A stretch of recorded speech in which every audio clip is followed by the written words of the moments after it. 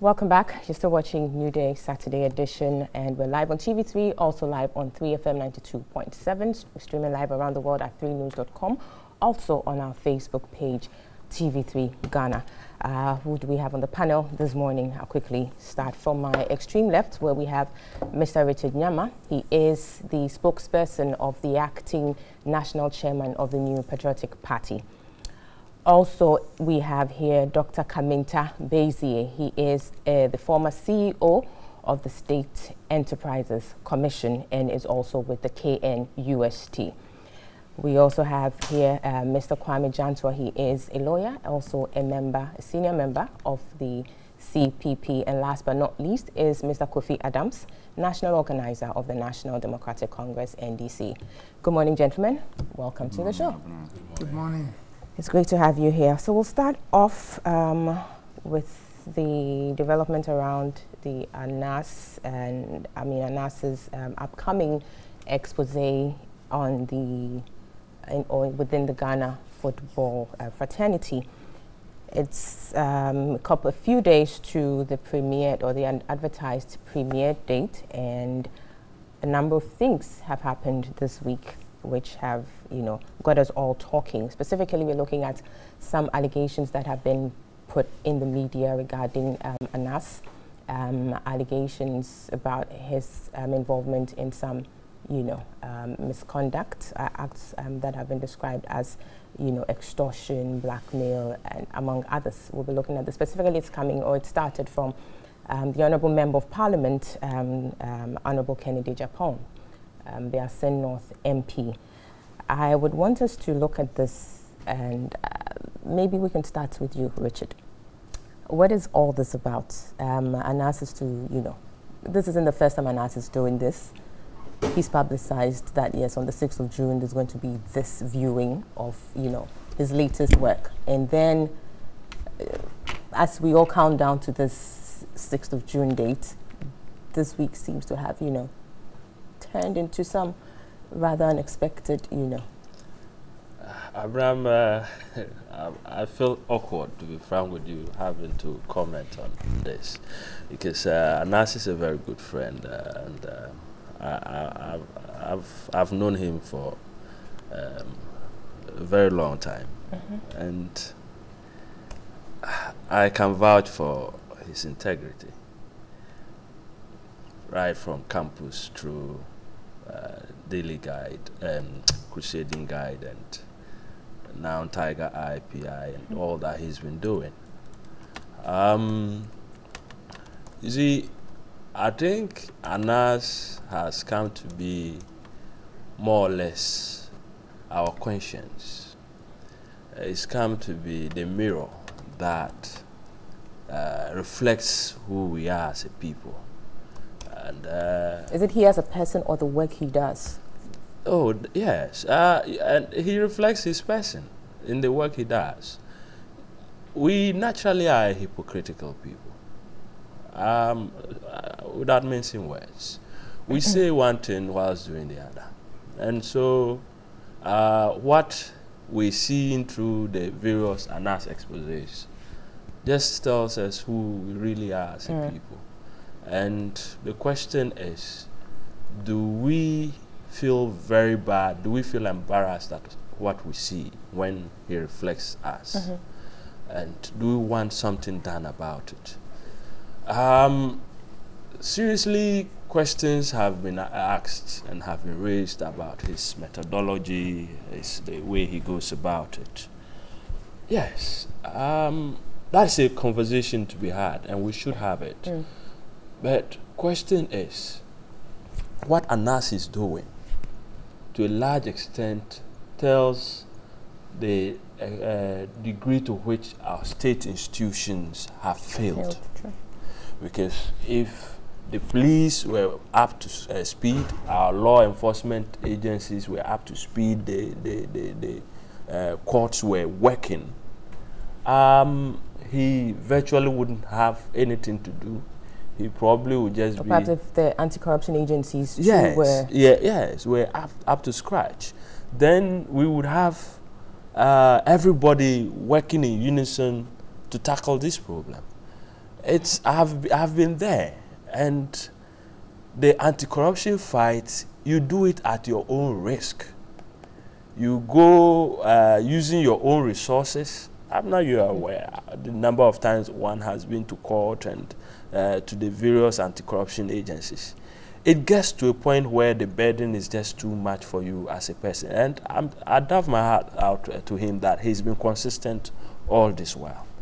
If at the end of the day he earns his keep out of that, I don't see anything wrong with it. But if we think that Anas shouldn't be doing what he's doing and that state institutions should be doing what he's doing, then the conversation should be shifted to why are these institutions not before we move to why the state institutions or the mandated agencies are not doing what they're doing, you said something about the fact that if he earns his keep whilst doing what he does, that's fine. But what if, as alleged, he's earning his keep through some ways that perhaps people are thinking you as an anti-corruption person perhaps shouldn't be engaged in? Then what would you say to that? Yes, if they have any evidence, I think they can make it available. Make it available. So what do you make of Honorable Kennedy Japon's recent, if you like, actions in respect of Anas? Those are allegations. They are largely in his head until he puts some flesh to it. I would treat it just as an allegation. Then lastly, before I move on to the others, what do you make of people who are saying, perhaps just let's disregard what Honorable Kennedy Japan is saying, let's not, even perhaps interrogate it. What would you say to such people? No, we can't completely dismiss it, because if there is some truth to it, then we will also be glossing over the Anas fever. But if there's nothing to it, the issue is if he has any proof, I think it's about time he put it out there. Substantiating what he's saying. And then we interrogate it. Very well. Mr. Janswahi, your perspective on this development. Anas obviously has, like Richard said, has, endeared himself so much to Ghanaians by virtue of what he does, fighting in the interest of the, public. And so there's a certain level of, we really love this person for what he does. But obviously, you also are looking at Mr. Kennedy Japan, who himself, to some extent, has proven to be an anti-corruption, if you like, activist. Because he has, there's a number of cases that have come to the public space by virtue of his, as it were, allegations that he put out initially. So, in that regard, how do you see this? Is it that Anas, by virtue of what he's done in the past, has been given some immunity, so we can't necessarily probe into certain things he does, or what exactly? Abena, good morning. Good morning to my fellow panelists and our cherished viewers. I'll start by saying that Anas's work is very risky. He has decided to go down that line. He should be congratulated for some of the things he has done. Sure. No two ways about that. However, it's a big shame on the governments we've had. Big shame that Anas would have to come and do what he's doing. I would have thought it would have prompted the institutions to be up and doing. It hasn't. He's still having to do what he's doing at the risk of his own life. Whether the way he is handling it in terms of how he goes out to seek the information that Ghanaians seem to like the way he's doing it is another question. Ghanaians perhaps are cherishing him and loving him because they have no other avenue to be able to sort out the huge corruption that we have. And let's take it, let's see. The corruption that he's investigating has got to do with statutory bodies, if I may call it that. Bodies that have some kind of attachment to the political establishment. Or public officers. Public officers, civil servants, those who have been put in positions to help run this country, to help run the institutions that we have. And he's had to go in there to do this thing. He did the first one. He's done the second one. He's done the third one. None of the institutions that are supposed to take control of this beast called corruption have acted. You'd have thought they will kick in. The Yokos of this world, the Shrajes of this world, all of them seem to be silent and seem to be depending on what he is doing at the risk of his own life. Now, in terms of the way he handles it, there are question marks there. The question mark of entrapment. But the thing I ask... The GJA says there's nothing wrong with that per their code of conduct and ethics. There are two things in this world that are very difficult to resist. Women and money. If you want to catch a husband, if you want to catch a politician, if you want to catch anybody, these two things can catch them. So if somebody entraps you and it isn't something that you do always, you won't fall into it. You will not fall into it, because when Anas did the judges' expose, there were some judges who were ready to call the police to come and arrest him for trying to trap them. They didn't have that mindset. If you have that mindset and you are put in that situation, you will yield to it. And perhaps that is what has happened with the Christine Nantechi issue.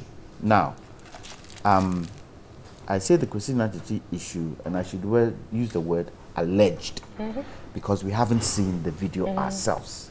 Those who have seen it feel that something needs to be done, and they're trying to do something about it, aka the president lodging a complaint. Yes, lodging a complaint.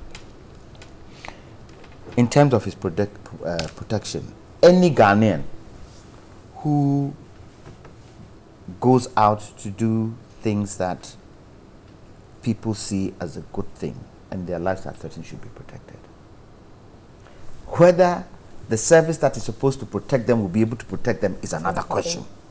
Because we find that this Galamsey task force, where you have police people in there, we hear that some of them are extorting money.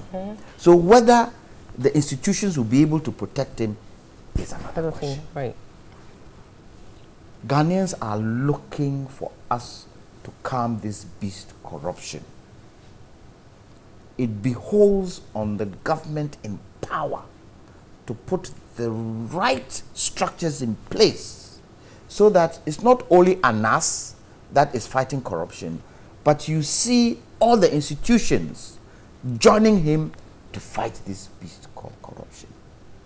Now, I would say, and from what we have seen from other political parties that have come and gone, I will be right in saying that when the term of this government ends, you will see corruption at the end, which is a shame.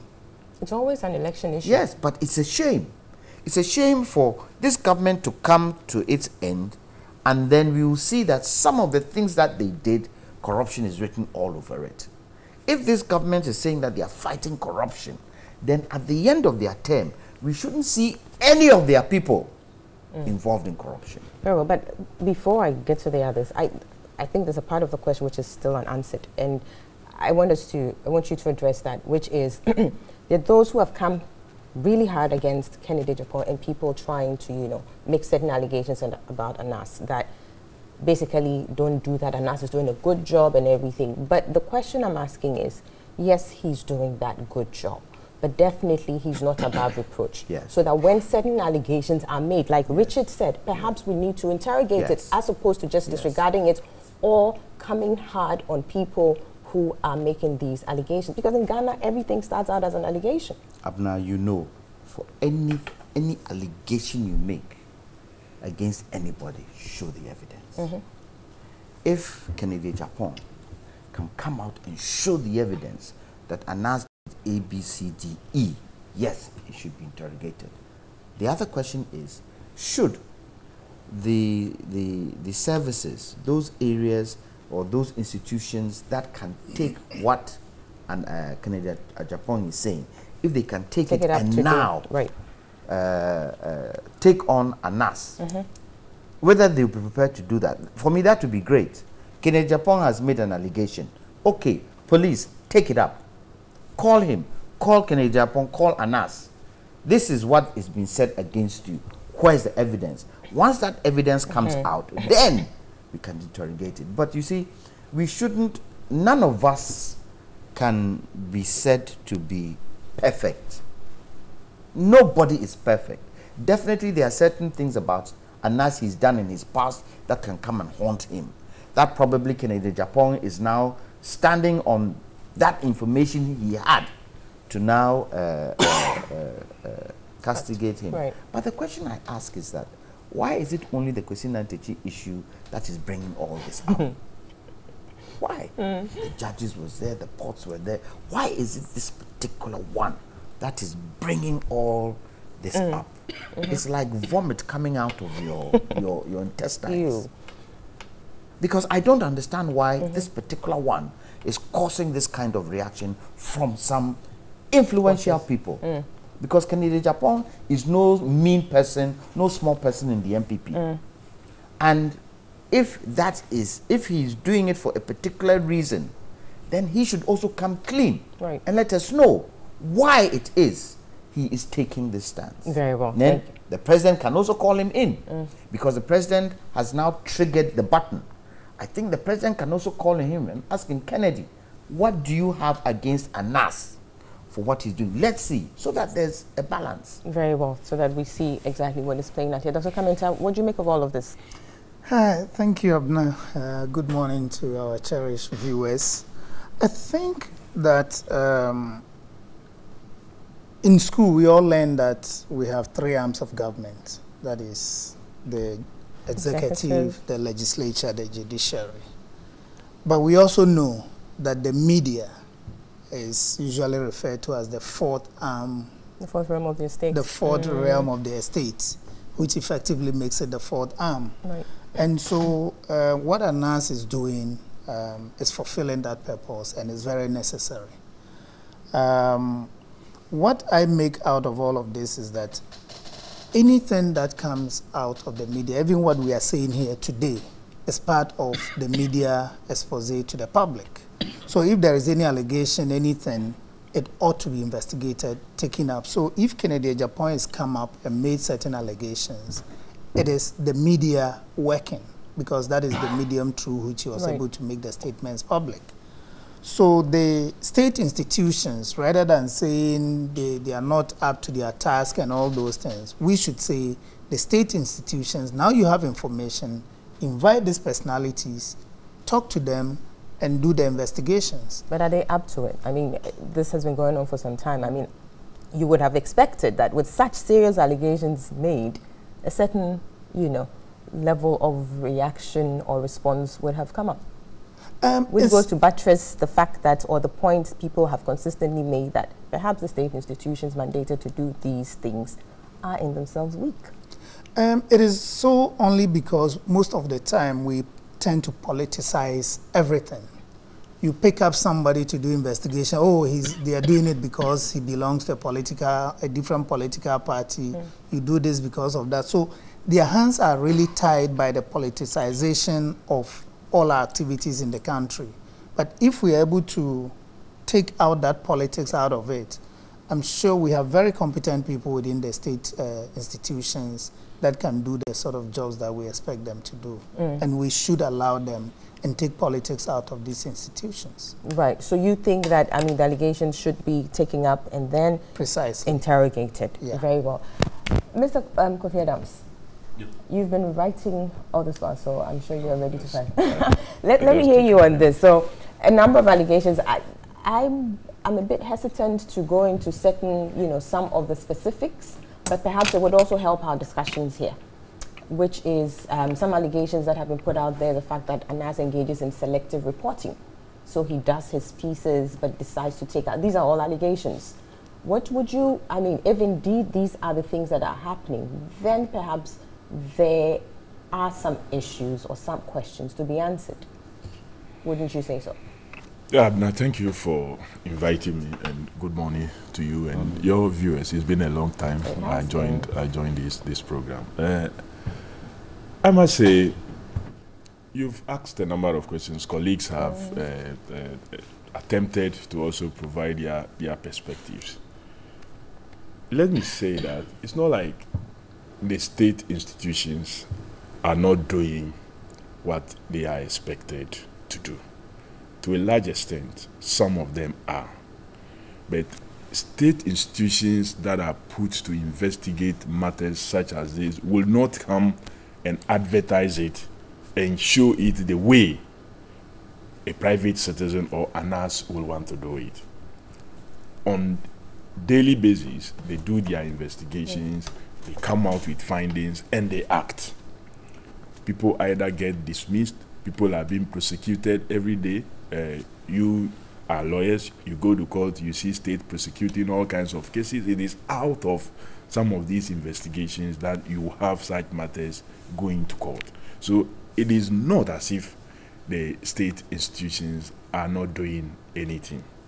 The other point that needs to be made also is that there have been some collaboration with ANAS in the past, and there's absolutely nothing wrong with state collaborating with a private person to go into a matter that it feels that is very necessary. Our late President Mills one time supported ANAS in doing some of these works that he did. So the state has been involved, and the state has provided some kind of protection and facilities. If I say state here also, I'm not only talking about even the executive. We are told when he did his work with the judiciary, at a point, the head of the judiciary, that's the Chief Justice, also had some knowledge of work that is going on. Having answered that, I am yet to get any evidence that ANAS is doing selective reportage. It's more like media work. You gather your information and you choose when you want to put what out to have its effect. So the fact that one may be aware that ANAS has done some work in a particular area and it hasn't come out yet doesn't mean that he will not bring it out or he doesn't intend to bring it out. We must also have at the back of our minds that some of these works that he does is a collaborative work. But sorry to cut you there, but on the bit about the fact that he has done some works that we know of or we've heard of but hasn't brought the videos out, let's look at the work he did on the judiciary. We do know that some, I think Mr. Martin Amidou in the past raised issues about that and also made allegations that the work he did on the judiciary, some judges were not, put out there, or they were captured, but he took them out. So yes, there's that allegation in respect of work that has been done, put out, but the allegation is that he didn't present the full picture. You see, you hosting us for this show. It's a live show, so everything we do here is put out there. I'm sure if it were recorded, there are certain activities that would have been captured but will be edited out because you feel like it's not relevant to the core investigation or the core activity that you are doing. ANAS may engage in all manner of investigations, and like lawyer said earlier, that if you feel like for one particular person the entrapment was so severe and that the person acted based on your side pushing so hard, of course you take it out. You would want to take it out. So some editing is done to the works that the person go about doing. And because Mr. Martin Amidou or lawyer Martin Amidou is not part of ANAS's work, it will be difficult for me to believe what he says and not what ANAS tells me. That indeed, it's an allegation. So that's the thing. It's proven. But I'm just saying that it's not the first time we are hearing that. Sure, we've had that in the past as well. And we will continue to hear it, even in the news gathering that the news persons do. They will come and interview you. They will go and play it out there, and they have a reason for which they are gathering the information. You may want to provide something else that is not relevant to what they are doing. So let's rather, for me, support Anas for the work that he's doing. If he also has issues to answer, nobody is stopping anyone from bringing that up. Right. But like my colleague, why now? Why for this particular one we are getting the kind of responses that we are getting? That instead of people answering to what it is that has been viewed by others and some action is being taken, or we are all commenting about it, that it is alleged in the tape that our president and our vice president and 2 other persons were to be influenced with some money, whether it happened or not. That has been the main discussion that has been going on.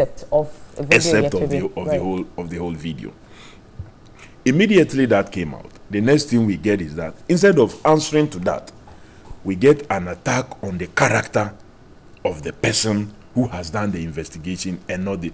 Is it the case that what he is bringing out truly happened, and so therefore to reduce the impact, let's attack the credibility of the one bringing out the information? That is how I feel, and that is how I see it. We all will live to see the 6th of June to come, and that's we'll be able seriously, to it's a day. It's a day we all been praying that it comes around, and if we don't get the opportunity to appear at the venue they will be showing, I hear BBC would also be showing it around the same time, so others may stay at home and then take advantage of watching the BBC and to see what really happens, especially in our sports. And so clearly Anas's work is great. His Excellency the President himself, when asked one time about how he was going to fight corruption, clearly his answer was that he was going to adapt Anas's principles. Meaning that because that seems to be the only way that you can actually get evidence. He buys into it. So one is therefore surprised that you may have some actors in governing party behave the way they are behaving towards Anas's work. I'm not saying that if he has anything, he should not be questioned. But some of the issues that have been raised by Kennedy Ajapon has clearly been responded to by Mr. Kweku Bako, for example, talked about he having land gas and a lot of lands around the trade fair area, has been clearly responded that this is a matter that has even gone through judicial process and a determination. They've reached some determination and there is an appeal. Talk about their businesses. He's indicated clearly their tax payments, the audits that have been done. So clearly, one will be asking, why raise some of the issues that have been raised if you have not done any proper investigation on the matter? There is something that some persons are up to. Let's attack the source of the information. Let's create a certain credibility doubt so that it will reduce the impact of what it is that he's doing. But we do this, and who suffers? Ultimately, it's all of us that suffer, because there is no way we must allow anybody who will do otherwise from what we expect the person to do to succeed in this country. If it is me, if it is you, if it is lawyer, if it is any other person, the law must fall on very well. Yes, quickly that I go to one thing that pricks my mind on the institution of the 4th realm of the state. Now, you might be able to tell me, because I'm trying to find whether there's any law that governs what I'm going to say. When the realm of the 4th realm of the state, when they find something out, are they supposed to act like any ordinary Ghanaian, as the president did, and report to the police? Or are they supposed to take it up and run it through to its logical conclusion the way Anas is doing it? Is Anas then, can we say that he stepped out of that 4th realm of the state and he's taking it on? He's doing what the institutions are supposed to do. And if so, does he have the mandate and the legal backing to do that? To do what he's doing. To do what he's doing. Well, media work, we see the media to be a watchdog. Yes, but but if they find something out, aren't they supposed to report it to the appropriate agencies for them to take charge of it? But there's investigative journalism as well, which is what he's doing, and that requires a certain... How do you define investigative journalism? Let's define it. Let's see the parameters of investigative journalism. Just a minute, if you could land, and then I will come to you. Yes, carry on with your... I'm pricking the thoughts of all of us. It's a conversation, right? Conversation we are having. What is in that gambit of investigative journalism? What happens to that information that you get out of doing that investigative journalism? Is the onus on you, the person doing it?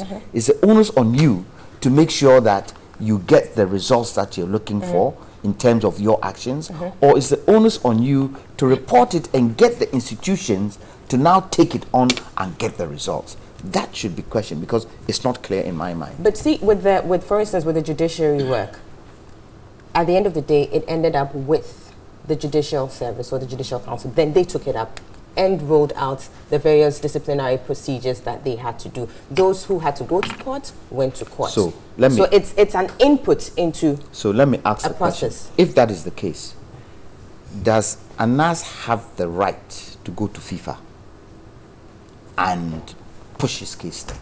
Does he have the right to push do his that? case? Which case? Well, he's threatening to go to FIFA to push the case of this particular issue of Christina Techi to FIFA.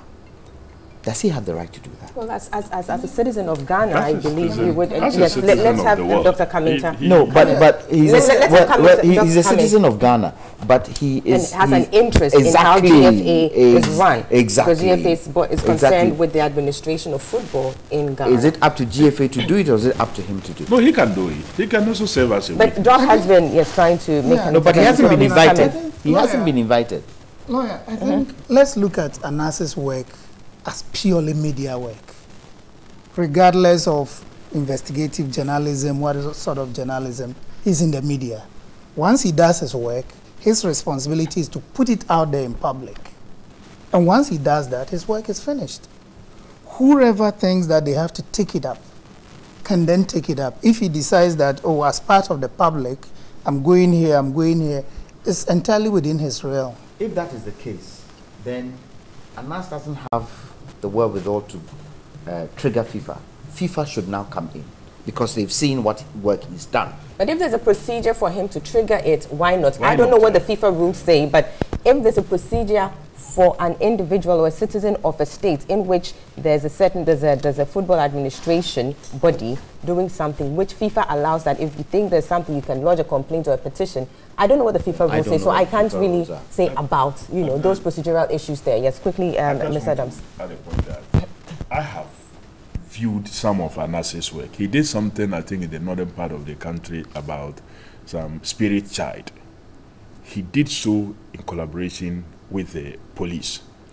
And so at the tail end of the investigation, those persons involved in the poisoning, or to say the killing of these spirit children, got arrested. And then out of that investigation, he became more like a witness. And the investigations concluded, and the prosecution commenced from there. So he can become a witness. And just like the FIFA situation, you can trigger something. The immediate past FIFA boss, of course, somebody triggered, and then the country took it up after they lost the World Cup bid, and it resulted in all manner of investigations, and then they are out. So I don't think that Anas is wrong in attempting to trigger anything from FIFA to go into this matter, especially when he has evidence of possible match fixing, of possible buying of results of games and so on and so forth. I think this is what FIFA regulations frowns upon. And so with that evidence, you can trigger that this is what an FE, who is a member of FIFA, is engaged in doing ABCD. So there's absolutely nothing wrong with Richard, Anas. let me hear you. I think, look, at the end of all this, it comes down to we as a people. Are we that questionable that when all this is said and done, it has an effect? There have been several such investigations. we've seen under President Mills the cocoa smuggling thing. What was the end effect? The police, the judiciary. And you see, the irony of it is that the very institutions that should be doing the work Anas is doing are very culpable of the same thing. And so when the results comes out, there's this lethargic attitude towards the investigations. So no one is interested in actually seeing it to its logical conclusion. In some other jurisdictions, this would have brought about a sweeping change on how to fight corruption, how to do investigations, even the media. It would change a lot of things. But in this country, laws don't work. Institutions don't work. And we are looking out for superheroes to do everything for us all the time. And the work the gentleman is doing does not only have a burden on your coffers, it has a burden on your time, your life. You are threatened.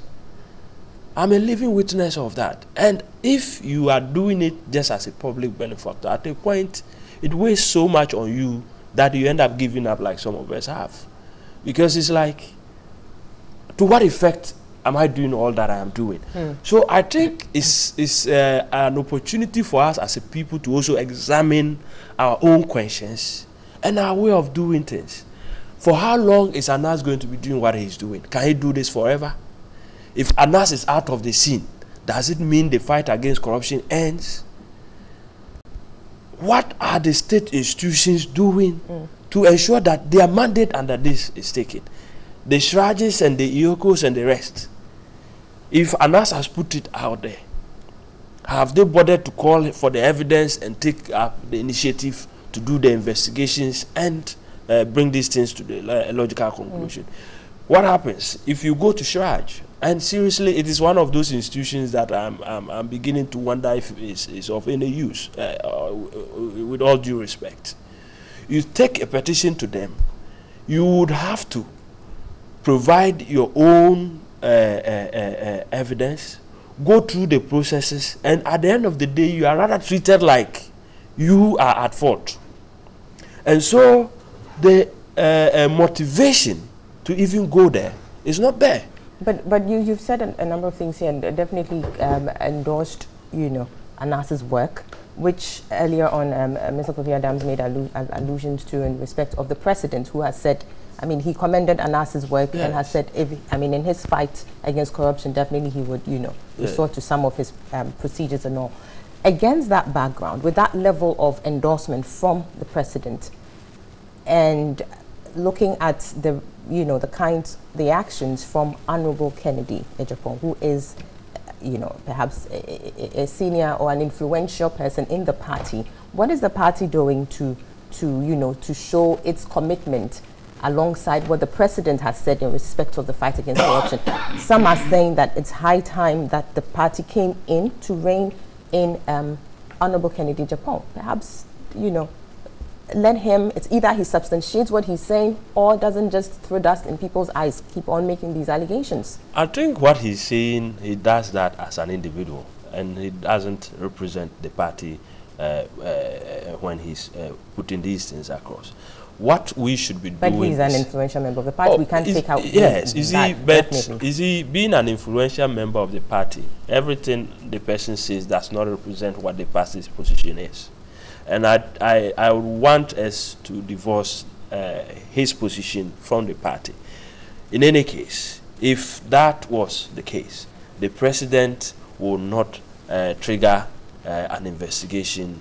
Not the president to trigger an investigation, but let's see some signs from the party which is consistent with what the president views Anas's work to be. As in, for a whole week, there's been this consistent attack, as it were, on Anas with no substantiation as of now. Yeah, don't you think it's... I don't see why the president comes in here. Not the president, the party. Or the party. No, how does the party come in? Mr. Kennedy... You don't think the party is responsible to ensure that... Absolutely not. He is making an allegation. What you and I should do is to hold him to strict proof. that if you don't have evidence, please shut up. If you do, take it to the appropriate quarters. Make a report or make it available. Anas says that he's doing a screening on the 6th.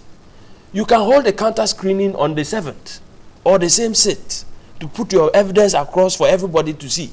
But if you don't have it, just spare our ears. Why? Because when we drag the parties and the government in, we lose the substance of the issue. An individual is making an allegation, and the way he comes across, he seems to have something personal and some issues to do with the Anas here. And I do not remember the party or the government having an encounter with Anas, said that they want to take him on. The So party, if he has any I issues, think has a duty to, you know, step in at some point. But let me hear your message. and tell Mr. Kennedy Ajipon to do what? To rein him in, at least, you know, that some discipline.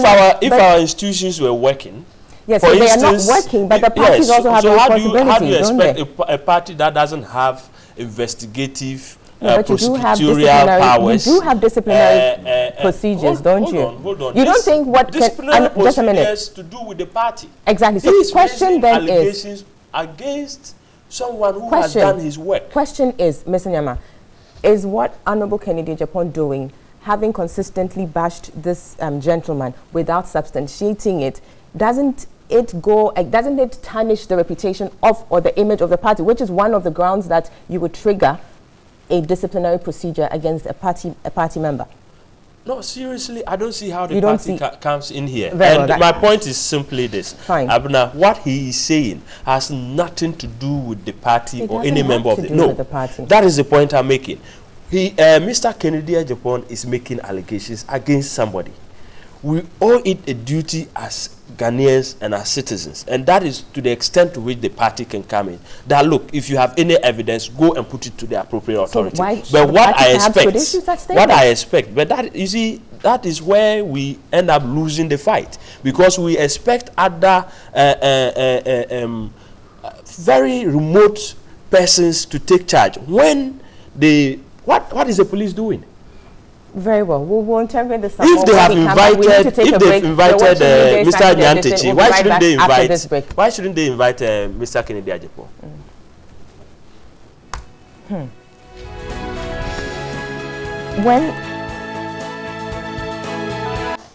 Welcome back. This is New Day, Saturday edition. We're live on TV3, also live on 3FM 92.7, and we're live streaming around the world at 3news.com. Also on our Facebook page, TV3 Ghana. We'll be wrapping up on the conversation about Anas and the allegations being made by Mr. or Honorable Kennedy Japan against Anas. I'll take some messages and then return to the panelists. This is Emil from Denu. He says, I want to use this opportunity to say kudos to Anas for the good work he's doing for Mother Ghana. Some of us don't care about the method he's using to get information. At least our leaders are now afraid. Long live Anas.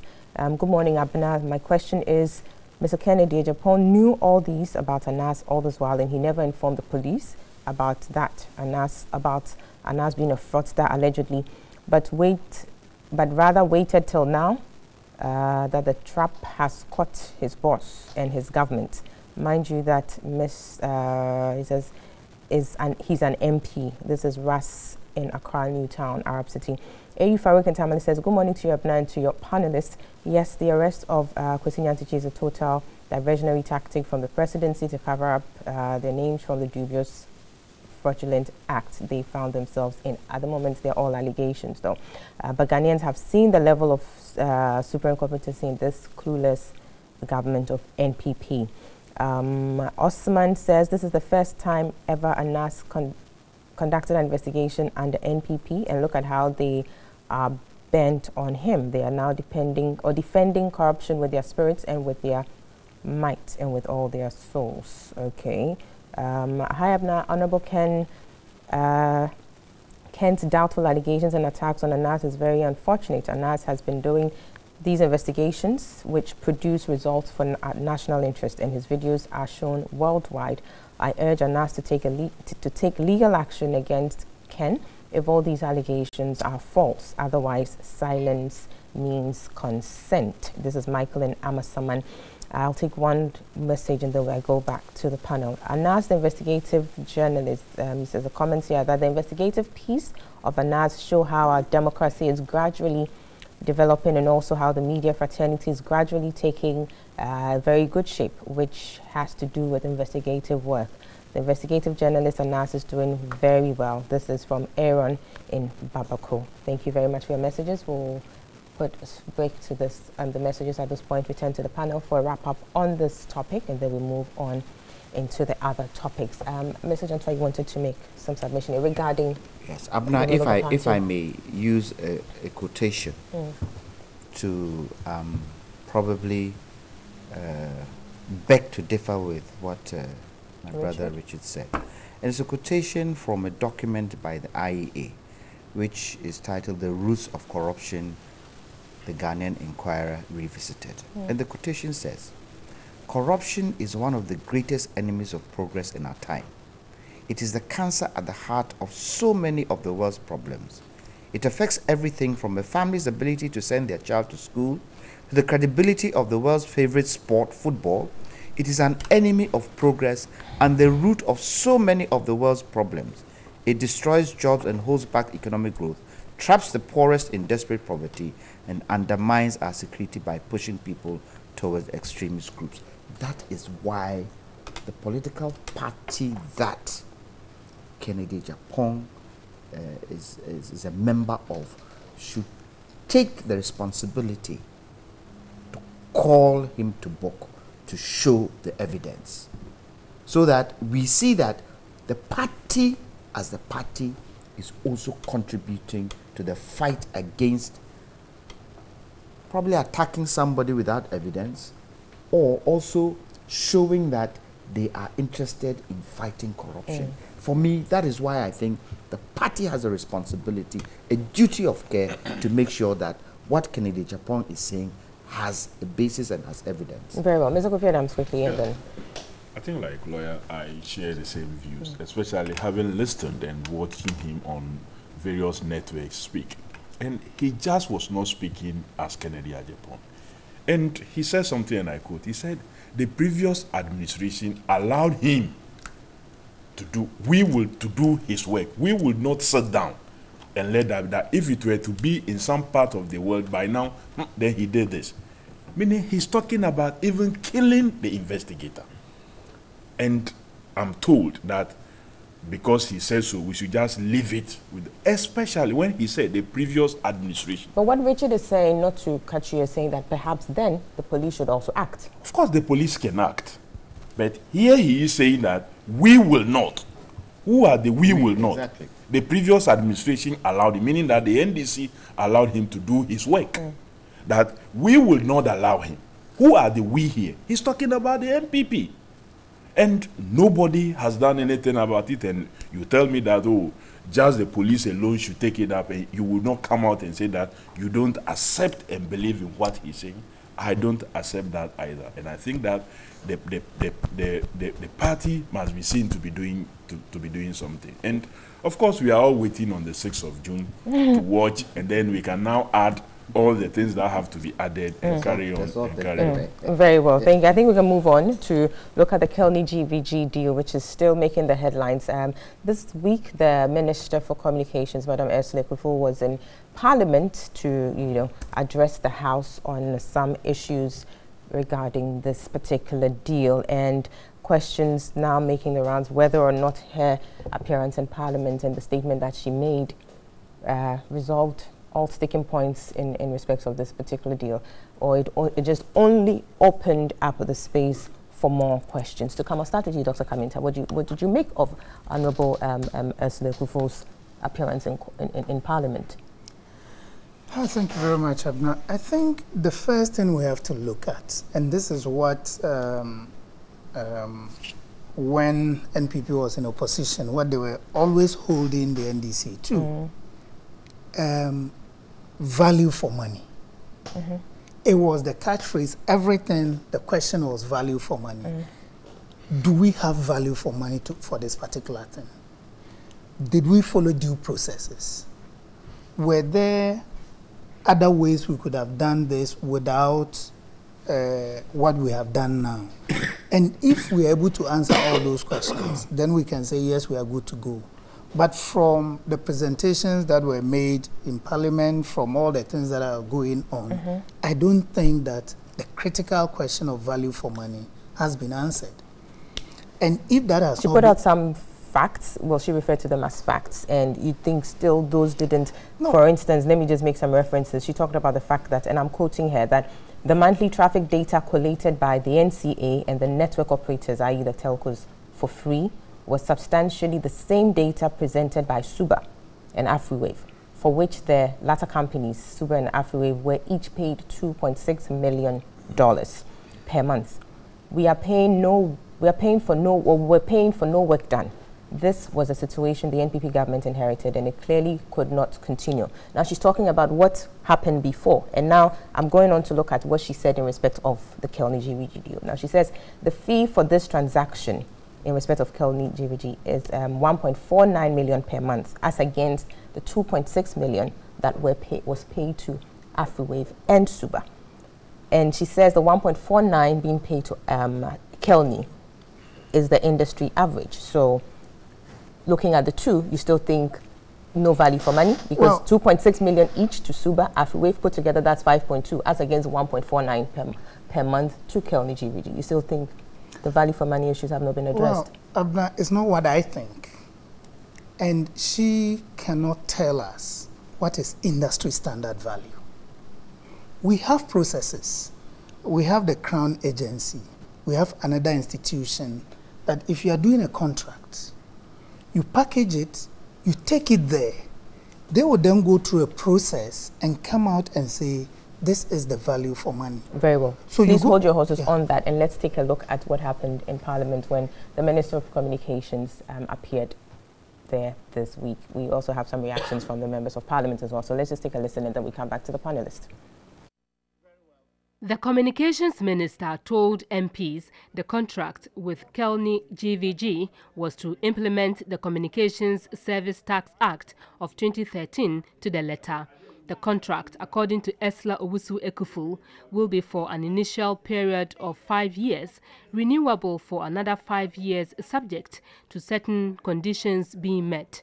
She said up until now, there has not been any real-time capturing of traffic volumes either by GVG, Suba or AfriWave Ghana Limited. GVG has also experienced some challenges.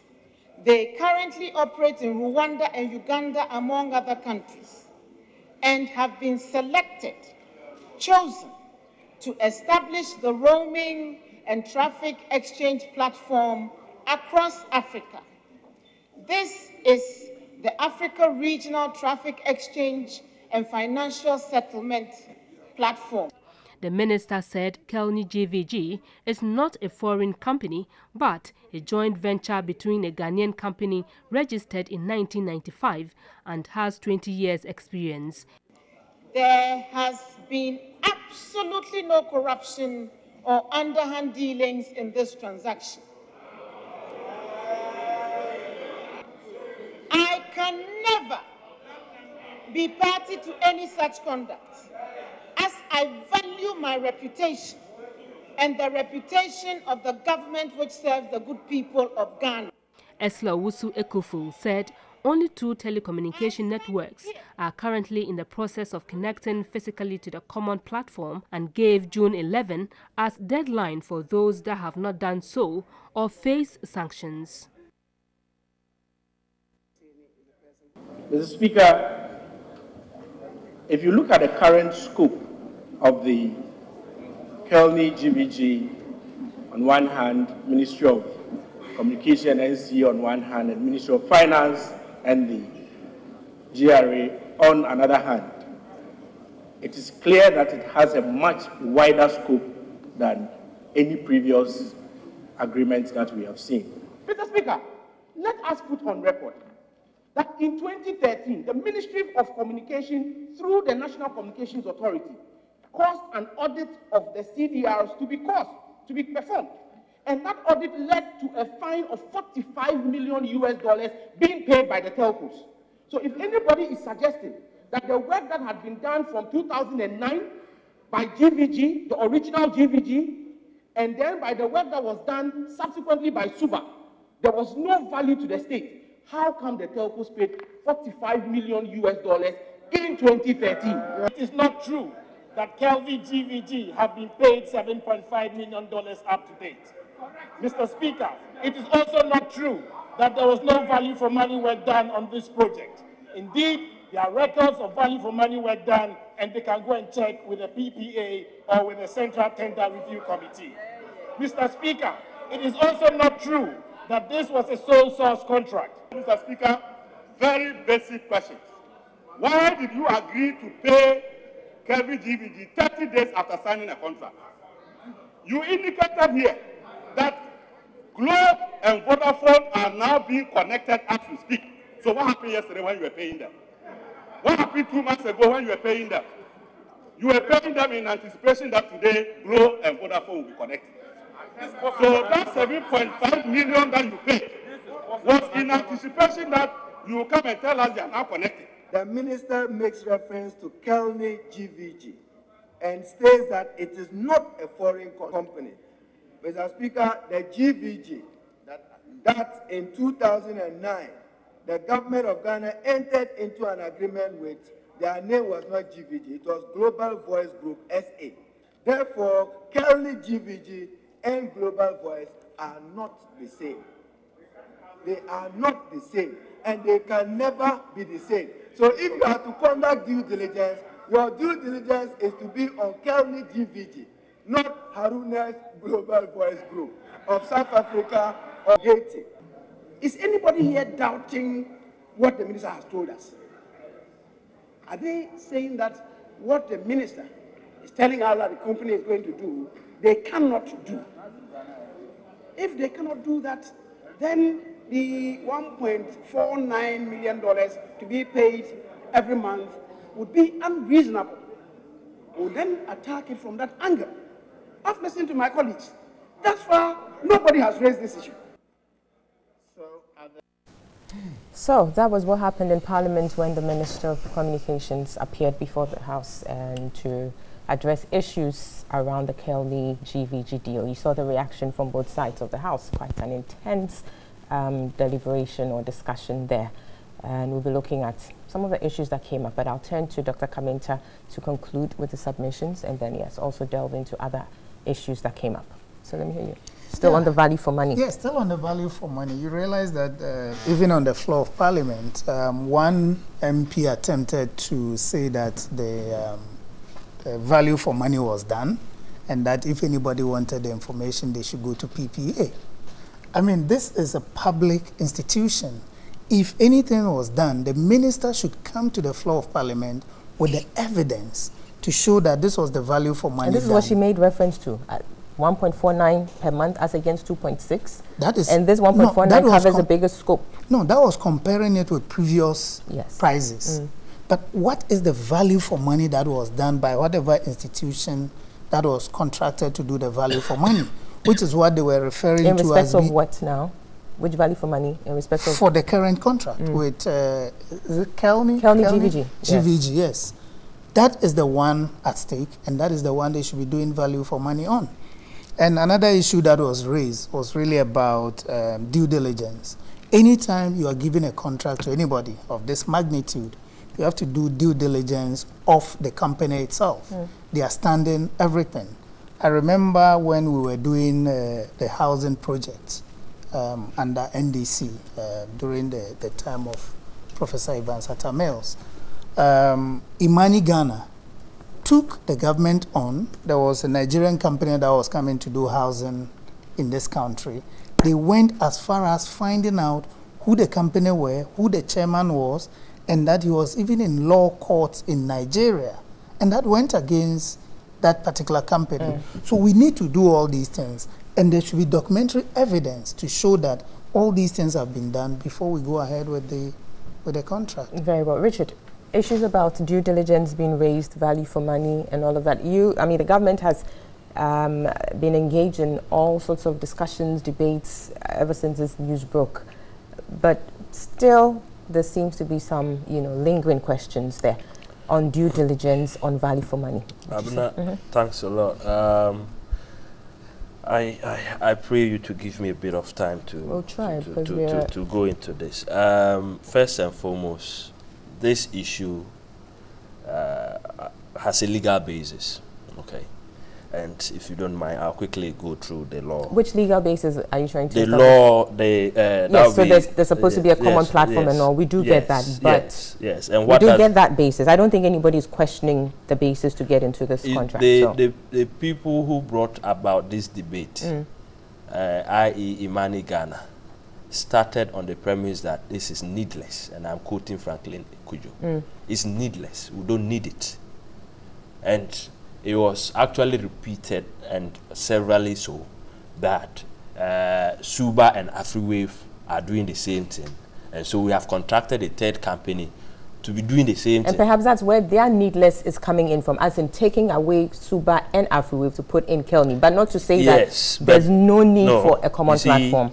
Because they were misinformed. Because if you thought that this company was coming to do the same as Suba and AfriWave, then you can talk about needless. Very well. So for purposes of expediting discussions here, we've understood that there's a basis. There's a legal basis. That common platform to and be the law actually says that the government should hook onto the system. We do get that. There's that basis, no doubt about it. If there is a refusal to do so, the telcos should be sanctioned. There is that, and I am praying the government and the minister who stated that emphatically yesterday on the floor of Parliament, that if the telcos refuse to obey the laws of this country, they should crack the whip. The law would work, but to the issues about value for money, which is equally important, I can't just jump into value for money, which is important. But we need to, in the first place, even have a good understanding of what it is that we are asking for. The common platform, what is it?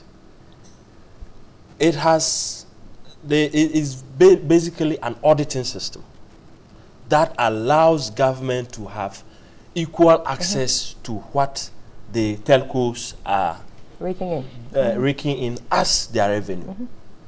What previously applied, and I am speaking as somebody who has actually worked in that particular place called the Network Operations Center.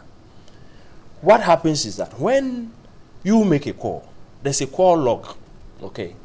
The time that the call starts, the time the call ends, within the 2 spaces, it gives you the duration of the call, okay?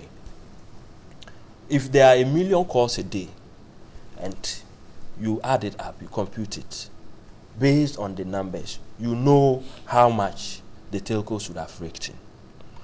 Previously, the telcos would give what they call detailed records to Suba and AfriWave, who were refused, despite this law being in existence as at then, access to hook onto the nodes. So they were taking second-hand information. What happens is, and Honorable Sam George alluded to that aspect, where in 2013, they were fined $45 million based on auditing. So there is evidence that even then they were under-declaring. Fast track to 2012. They are supposed to be paying 1% of their incomes to NCA. And auditing was done. It was evident that they all under-declared their 1%. Sorry to cut you, but the point is, yes, we do appreciate that. You There's are a talking need about for value revenue for assurance. money. Yes. And we had Suba, because we're working with time, and that's why. I am explaining the value for money thing. Great. Suba and Afri were contracted to do something. But then this government came in and said, let's review what they're doing. They did the review and found out that perhaps we're not doing what, they thought was appropriate. So then Kelny had to come in. Yes. And then the discussion now is the choice of Kelny, what informed that. And that's what the people of Ghana are concerned about. And that's what I want us to go into, as opposed to the fact that telcos were perhaps under-declared, because we do know all of that. I hope you understand. So we want, we do know that there's a need for revenue assurance. They are making a counter argument that there's no need. There's a need for revenue assurance. So I want us to all accept on this platform that the government of Ghana has a responsibility to make sure that what is due, it comes to it. If we accept that principle, then we'll go forward. Disputed. How we get that is now the issue in question. Exactly. He's talking about value for money. Yes. And I'm saying that if you look at what you were losing in the past, $45 million in 2013 alone was slapped on them as a penalty. Multiply that every year and you get an idea of what you are talking about when it comes to value for money. And that comes to the point where you don't actually even know how much they are actually raking in. If you got an idea, and I shudder to think that a year from today, the amount of revenue government will collect out of this system when they are hooked up. So what was it that Suba and Afri were not doing that you found, this government found it necessary to bring Kelni GVG in? If you could hone in on that for us, please. In Suba and Afri were refused access to hook onto the nodes. But that wasn't their fault. Yes, was it? And that is the point. Because the telcos, despite this law, refused that they will not accept it. The difference now is that a different government has come in and says, you know what? The laws of government of Ghana apply to everybody. You like it or not, you would comply. And we are going to ensure you comply. If you are a Ghanaian and you do not accept this, you are a saboteur. So why couldn't Suba and Afri be kept and then the law enforced? So this government would insist that connect to the nodes. Yes, because you had a contract with Suba and Afri which largely did not give you what this would give you. And what is this giving you? Number one, Suba and AfriWave had their intellectual property right that was solely theirs. So they were not doing any capacity transfer to Ghanaians. Whatever they had was theirs. The equipments were theirs. So at the end of the contract, they carried their knowledge, they carried their equipments away. And they were taking secondary information which did not necessarily give you a true picture and the true value of what we are supposed to collect. Now you but that secondary information they were getting cannot be held against them. I'm not saying it was no. So it won't justify a switch to Kelni, is what I'm trying to say. No. What justifies a switch to Kelni is that Kelni is now giving you capacity. They are training Ghanaians to take over because currently we don't have capacity to build the software and install and operate it. Now they are collaborating with Kelni GVG and then Spain. Please allow him to make his submission. When it gets to you, you can make all those points to build that capacity. And you know what?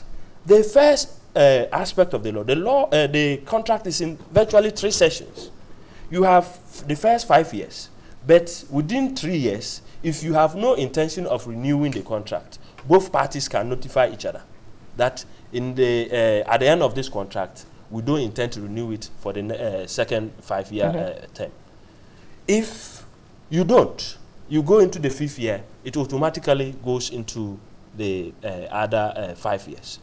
At every point in time, they are supposed to have the best systems in place. And when the contract is over, they put in the current modern systems in place, and then they go. And that's the upgrade the minister talked about. Yes. At whose cost would that be? That is at, you are currently paying for it.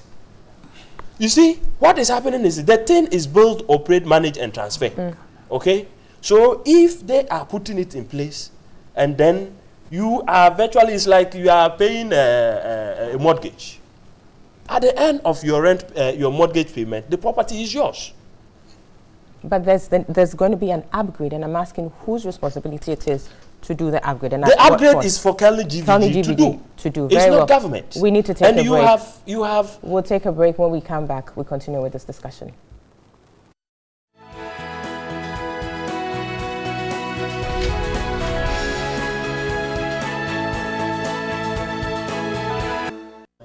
Welcome back. You're still listening and watching Newday Saturday Edition live on TV3. Also, 3FM 92.7. We are streaming it live around the world at 3news.com. Also on our Facebook page, TV3 Ghana. We'll go back to the panelists to look at the Kelni GVG deal, which situation or which deal is still in the news, making the headlines. The controversy seems to be rolling on an end. I'll move on to Mr. No, I think you had to please sum up for me in 30 seconds, and then I go to yes, because we spent time. Sorry, we go to Mr. Gentleman. The issue of value for money, and I've enumerated. The people have invested in equipment, in capacity building, and physically being present. Now, the contract sum is around $89 million. You are supposed to pay it over the period of 60 months, okay, which is the duration of the contract. Divide it. So whether you start paying today or tomorrow, you are going to pay 89 million. Point is that if you as a government are having issues with the telcos, allowing you to hook on, which is currently what we should be addressing as a people. Why are the telcos refusing government to hook on to their system? Why should the company that you've contracted, which has obligations to their loans and their shareholders, be held back? You have failed on your part to ensure that your system is hooked. Until that is done, they would have to still operate and then pay their debts and their shareholders. And according to the law, a service provider who has an objection to a request for the introduction of an equipment to the physical node, yes, shall within 7 days of receipt of the request apply to the High Court. They haven't, and we are in the 1 month now. So they haven't. So presumably, then they don't have an objection. They don't have an objection, and the minister has said on the floor, and that is where I will challenge Abena and every panel here, that in the 10 days that is left, if the government decides to penalize them and fine them 5% of their revenues, we should all, as good citizens, support that. Let them hook on. Let's not, in a year time, not make any revenue or see any increment. Thank you very much, Richard. This investment. Let me move on. And then we'll come back to the table. Let me move on to Mr. Kofi Adams here. Mr. Kofi Adams, this situation, yes. So this whole business dates back to 2010 when Subo was brought in. Then we had 2015, 2016. AfriWave also came in to do a certain part of it. Now we're being told that Kelny GVG has been brought in to do the work, but with perhaps an enhanced scope. That's one of the reasons being, put out there as a justification for the bringing on board Kelny GVG. And many other issues have come up, the value for money issues. Obviously, the minority in Parliament raised objections to this whole deal. Your perspectives? Yeah, thank you, Abena. I believe that this matter is not going to end now. We are going to continue talking about it until we get the value for money, because savings that we will get anytime we do value for money audits and we do things right will go into many other social interventions. Clearly speaking, and if you listen from the minister through his deputy to all the persons who are defending Kelny GVG, there was absolutely no need to have signed this contract in the first place. Because if it is the case, like Richard has admitted here, that it wasn't the fault of AfriWave to switch onto the nodes of the telcos, and it is the telcos that were resisting. It was just the responsibility of NCA and Ministry of Communication to make sure that the telcos allow that to happen if it is doable. So you don't need to go bring another company and sign up and be paying about $1.5 million every month just to get them to switch onto the nodes that you could have allowed the already existing company to do without any additional charges. And so, clearly speaking, no value for money audits has been done. You see, sometimes the argument too is this, that Subo and AfriWave, and if you could dispute that if that's the case, were being, given the core data records, which pretty much for free by NCA and the telcos themselves. And that's where they're saying there was no work done, yet they were paid $2.6 million each per month. So the argument then is Kelny GVG is coming in to do an enhanced scope of work, which includes mobile money monitoring and fraud management alongside the revenue assurance and others at a lesser fee. They are not coming to do any additional work. They're not doing the fraud, the fraud management. What the minister is trying to tell us is that now they are going to make sure that they connect onto the nodes. So they will have the capacity to listen to even the voice calls. That's not true. your calls that are coming, your everything that is coming, they can have the capacity to do so. They will know the volume directly. They will not wait for the telcos to bring the information as it used to be in the past. But even in the past, it wasn't that AfriWave was not ready to do that, but just that they were not allowed to do so.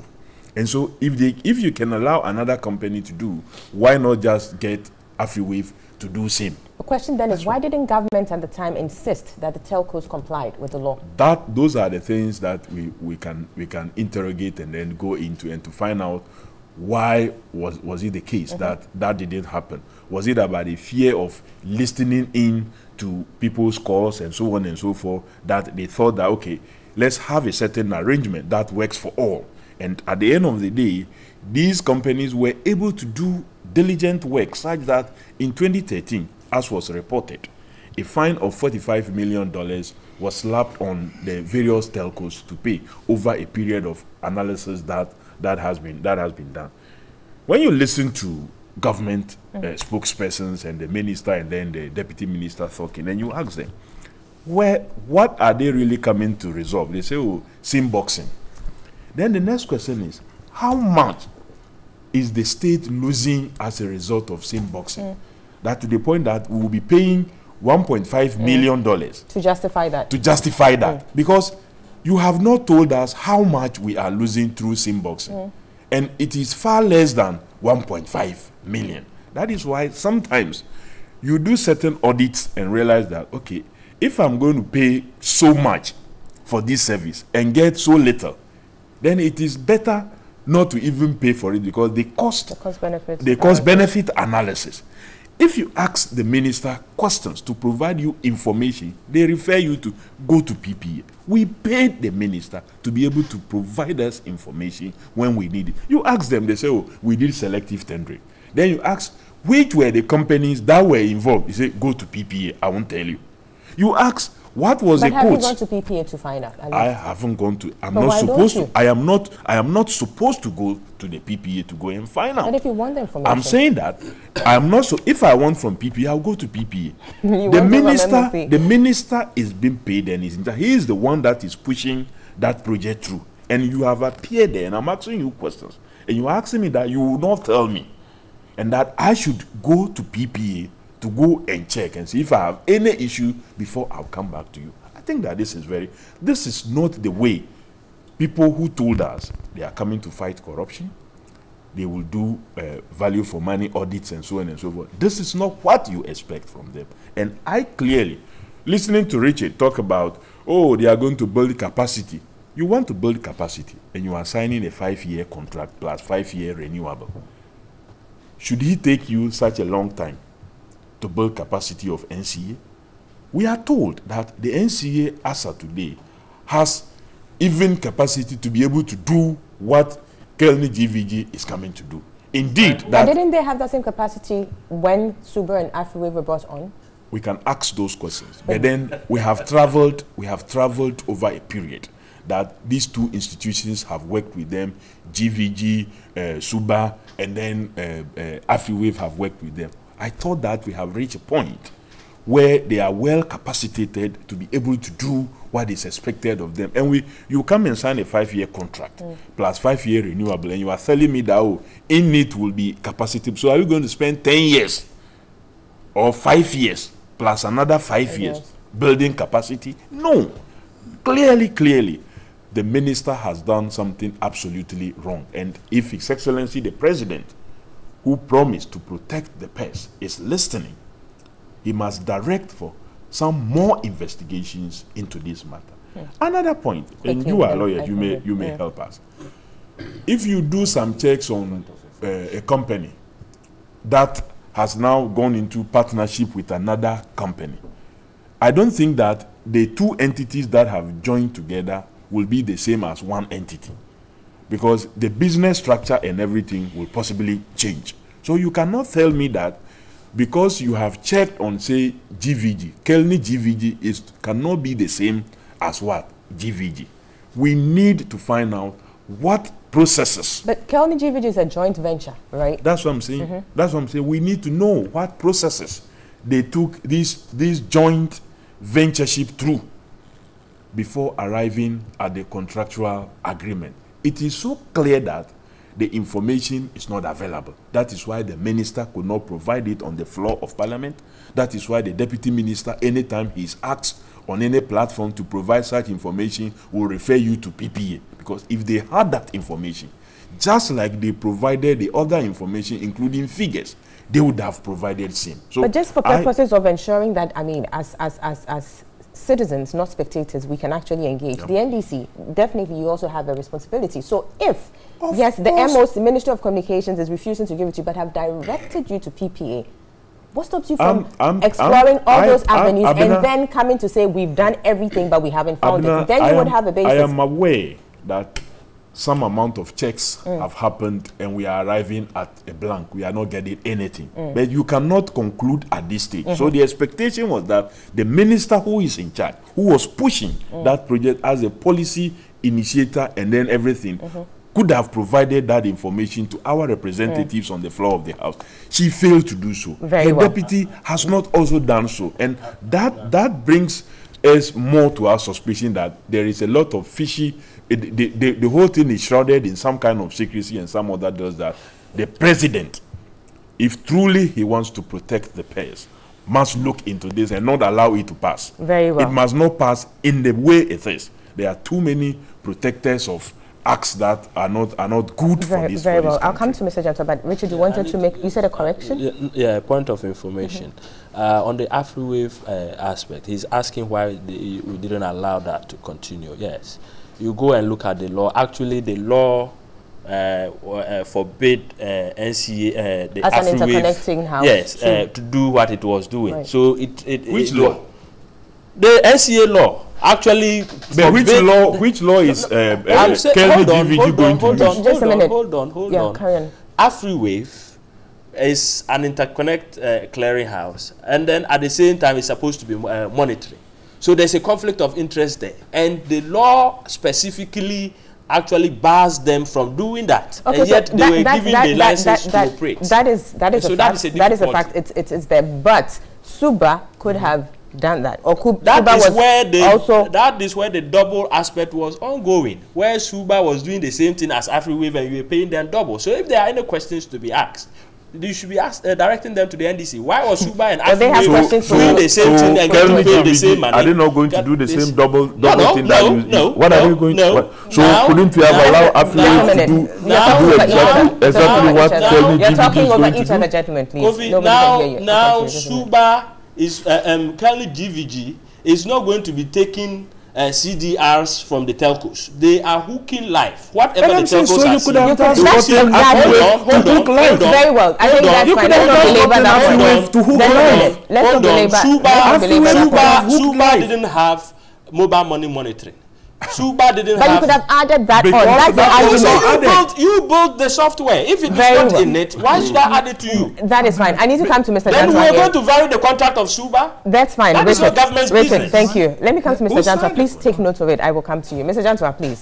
You look very long face. Why? Carry on. Abna, yes. Is the politics of our country helping? You're caught up between NPP and NDC. CPP do something. This is the politics. Is the politics that we are practicing in this country? Is it value for money for Ghanaians? Is it? One political party comes into power, and they decide that what the other political party did, they are holding it, so we clear it off, forgetting the amount of money we spend with that, and they bring a new company in and they spend money. Who are the political parties responsible to? Are they not responsible to the people? And if there is some controversy on a contract that Ghanaians do not understand, is it not up to Parliament to say, okay, there's controversy here, forgetting the fact that the Speaker of Parliament belongs to a particular political party? To be a speaker, you have to be neutral. Why don't they refer it to the what do you call it, the committee, to ask the pertinent questions Ghanaians need to know? Why? Why is the minister so gung-ho in that whatever they do, they are going to pass this thing when there are questions. The value is the same with the two. Approve it. So far as I can see, the value is the same. And it's high time. It's high time we sit down and ask ourselves, the kind of governance we are practicing, is it helping us? If we need to go down the route of union government, let's sit and consider. Because I don't understand why such a situation that is bringing up so much controversy, we cannot sit down as a people and try and sort it out. And stick to our guns. Whatever you do, we are going to pass it. Yes, there are two sides to this story. The first side is that we need to monitor the telcos. No two ways about it. We need to be able to find out the kind of revenues that are going through their system so that we can tax appropriately. There's no problem there. But the process to get there is what we are arguing about. That process. And that process doesn't seem to be helping us. It doesn't. And, you know, we are always trying to protect the first gentleman of the land. We are always trying. Oh, he's not part of it. Oh, we shouldn't bother the president with this.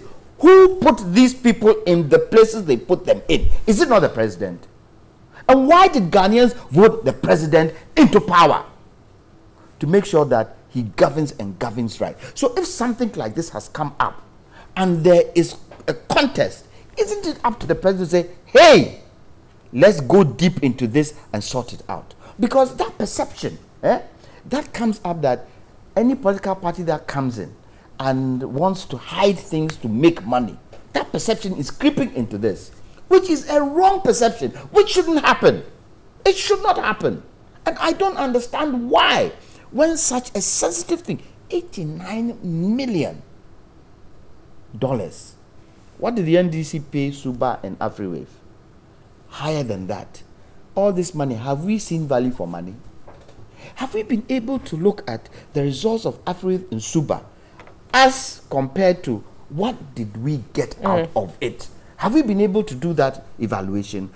Before bringing this company in, did the Ministry of Communication do that evaluation and put it in front of Ghanaians to say that it's because of A, B, C, D, E, that's why we brought this new company in? It hasn't been done.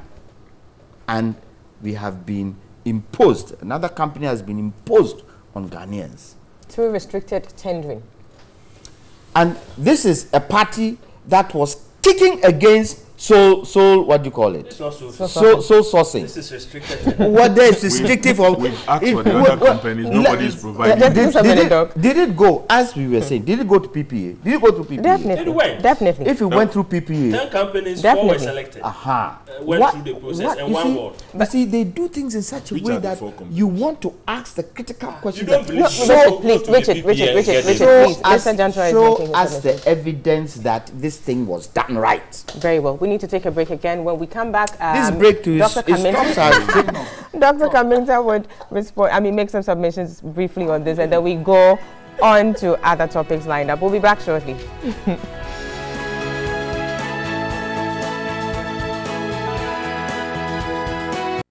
We're back. This is Newday Saturday edition, live on TV3, also live on 3FM 92.7 and online at 3news.com, also on Facebook at TV3 Ghana. We are wrapping up on the conversation about the Kelny GVG deal. Why do I keep saying Kelvin or something like that? But, well, I move to Mr. Jantwa here to conclude with his submissions.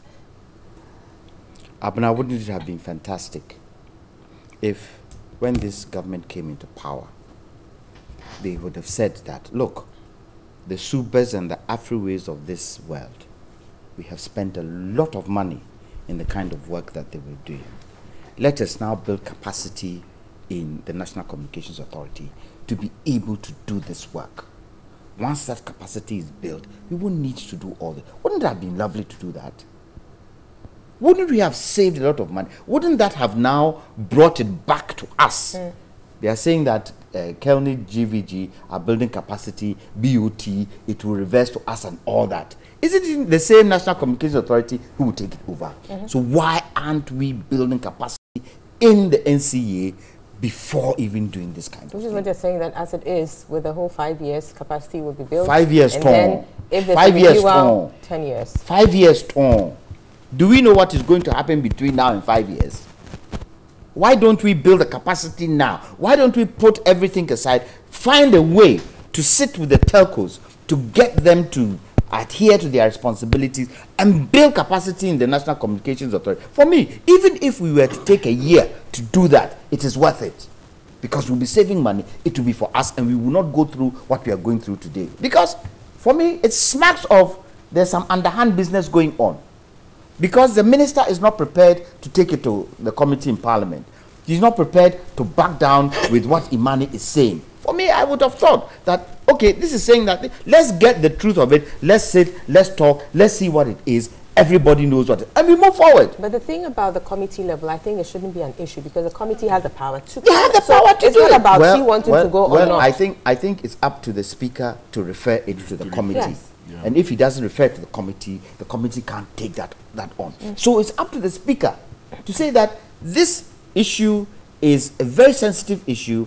This is what the Committee of Parliament is saying. Yes, you've done the plenary, go to the committee and let them also ask the questions they want to ask so that we all know what is happening.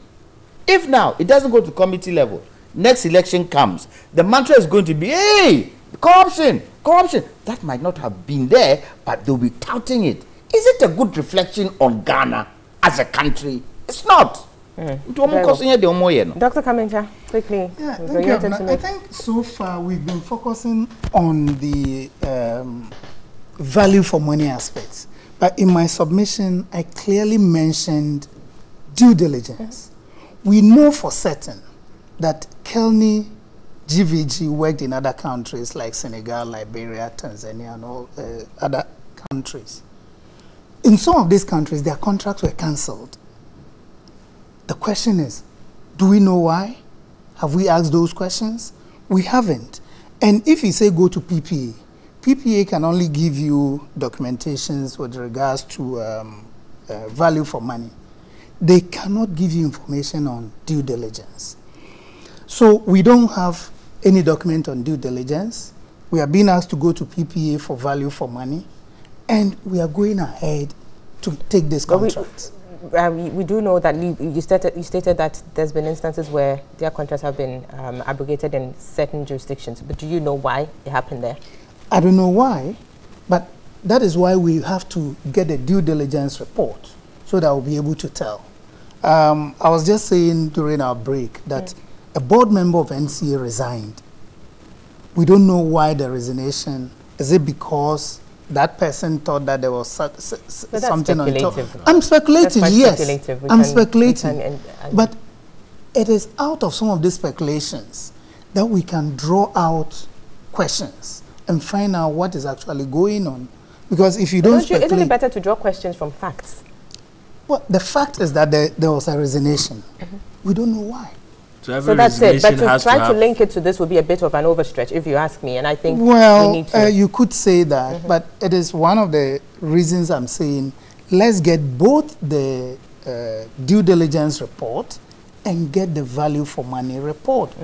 And then we'll be able to say whether what they are doing is right or not. Very well. I think we can conclude on this and go because we have two very important topics. No, Richard, the debate will go on and on and on. There's been too many speculations that I need to seriously... We need to... as the moderator, I've ruled on this. We are moving on. Let me ask Kwame a simple question. Please, we're going is on to Ghana comfortable we paying 2.6 million Mr. Johnson, you're not answering that question. We're moving on as to against 1.4 now. I answered you.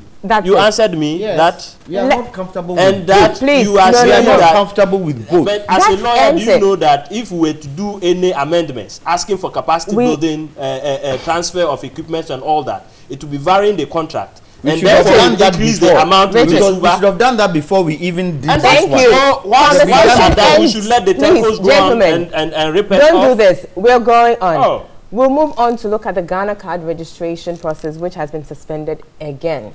And why the delays? Richard, please tell us. You are coming from the NPP. You perhaps would know. Seriously, I wish you let me use my time for the NI card for this Shuba. I determine what is discussed at what time. So but we're going on. We have rather glossed over the issues rather than dealt with them. So we are not making our viewers understand it the way it really is. I don't want to go back into those discussions. Because there are too many speculations. It's either you take your time with this issue or I move on to another. NIA issue. What is happening? Monday, 28th was designated as... I am as confused as you are. Yes. You see, there are too many excuses and too many explanations that don't wash. And I would beg the NIA to take their time and do all that they are supposed to do, test run, and make sure the system is working before they come out and give us any dates, because it's becoming too many, it's becoming embarrassing, and I seriously don't know whether to hold the head or the tail of it. And it's just not good enough, and they would have to up their game. If there are any good explanations, I think it behoves on the NIA to come and account to the people of Ghana and say that, look, for ABCD reasons, we are unable to roll out, and we are putting our house in order to be able to come out fully and assure you. Because what is happening is that if this happens, with all this happening, the likelihood is that next time when the thing is actually rolling out, people will not turn up because they will think it's a hoax or it will not work. And so they haven't done themselves any good, their image any good. And they only fueling the speculations that people are making. And seriously, it's just not good enough. Right. Now you talk about the fact that, I mean, your advice is they should test run the system before they come out. So is that to suggest that there hasn't, I mean, prior to the 28th, there was no test run, so that the 28th would have been just I'm amazed about the issue of connectivity, because before you come out and do it, you should have make sure that your connectivity is first class. Right. And that's why I said I'm as amazed, because before I will give you a specific date, it's like I give my in-laws a date that I'm coming to pay my dowry. Then the date comes and I'm telling them my car is spoiled. I should find a way of getting there. Exactly. Seriously, there's just no way of explaining this away. Very well. Mr. Gentleman. Well, I had the head of the NIA. NIA. Is it Dr. or Professor? Professor Atefua, apologizing for the delay because of technical issues. Just connectivity challenges. Connectivity challenges and all that. And I thought that would just take a few days, because that is what he made us understand. But now it is said indefinitely. They still haven't come out to tell us what indefinitely means and why. Definitely. Yes, why it's going to take that definition to be able to get this going. It's a very important document, that ID card. The question now I want to ask is that they have indicated the cost to be 1.22 billion over a 15-year period. How is that 1.22 billion? I think they corrected that, right? That is 293 million? Really? Not 1.2, yes. The immediate rule. It's that's for the first year. I mean, over the 15 over years, the 15, okay. Of the 15, right. Yes. Now that 1.22 billion that they're talking about, how have they computed it? Have they added inflation? Have they added, cost of money? Have they added depreciation in the city? Has all that been added to it? This is dollar denominated, well, right? Is it dollar denominated? Yeah. Okay. So whatever the case is, the dollar too can fall. The dollar isn't a static currency. It can also fall. Because what we don't want to happen is that in between the 15-year period, they may come and say, oh, it's not 1.22 billion, it is 5 billion or it is 6 billion. The explanation should be had now so that everybody understands this process. Everybody understands what is going to go into it to get this card.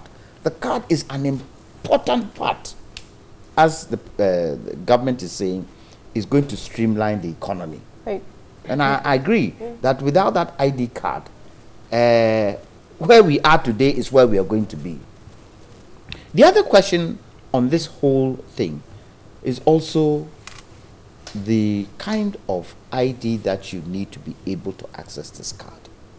That's another thing that we need to be able to delve into it. They are saying you can only use birth certificate or national passport. You would have thought that from knowing that the birth certificate is going to be a priority, birth and death registry, we will do something about it. Does everybody in Ghana have a birth certificate? So, probably in the urban areas, yes. What about the rural areas, where majority of Ghanaians are? If they don't have a birth certificate and they don't have a passport, what other form of ID will they use? What other form of... Can I volunteer information? Yes. In those instances, you have just people vouching for you. And guarantors, like what's done with the voters' ID. Yes, in the community, but the person has to be recognized but has that been formally communicated? Yeah, it is. Okay, but I you would have to have the chief or the priest.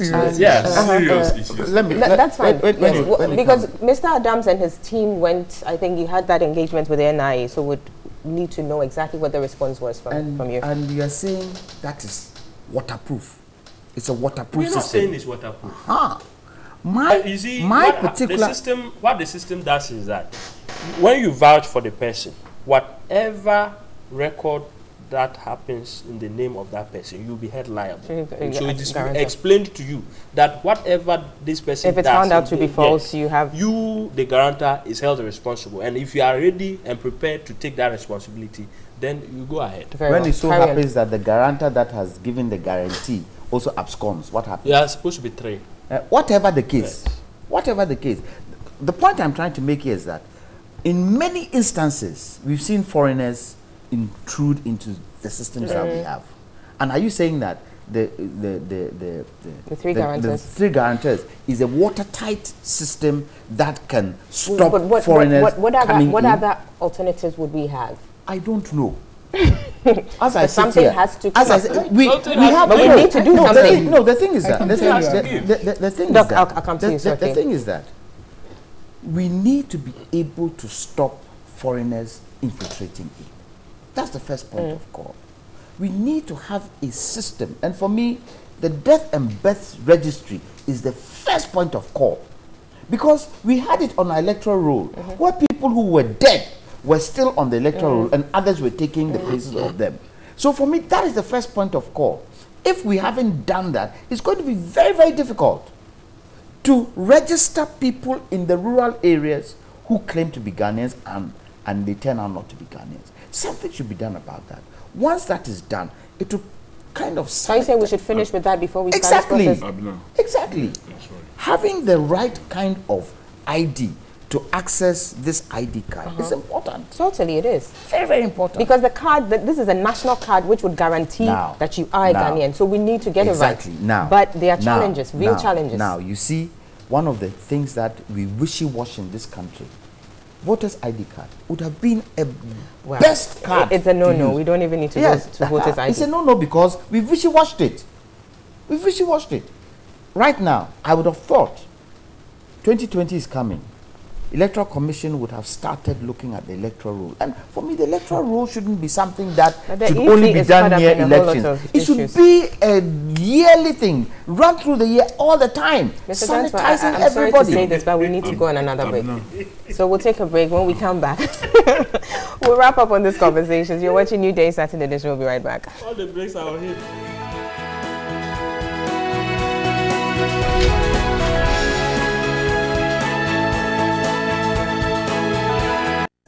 Welcome back. This is Newday Saturday Edition. We are talking now about the Ghana card registration, which was suspended again, and following the announcement that the process would commence on Monday, the 28th of May. A number of issues coming up. The reason for the suspension is that there were some connectivity challenges. We don't know exactly what that means, but as of now, we don't have the process kicked in. So we're looking at how to get this process moving, and also what the prerequisites are for persons to get registered onto the national card system. And I will turn to Mr. Jantua, who was making his submissions when we had to take that break, for him to conclude.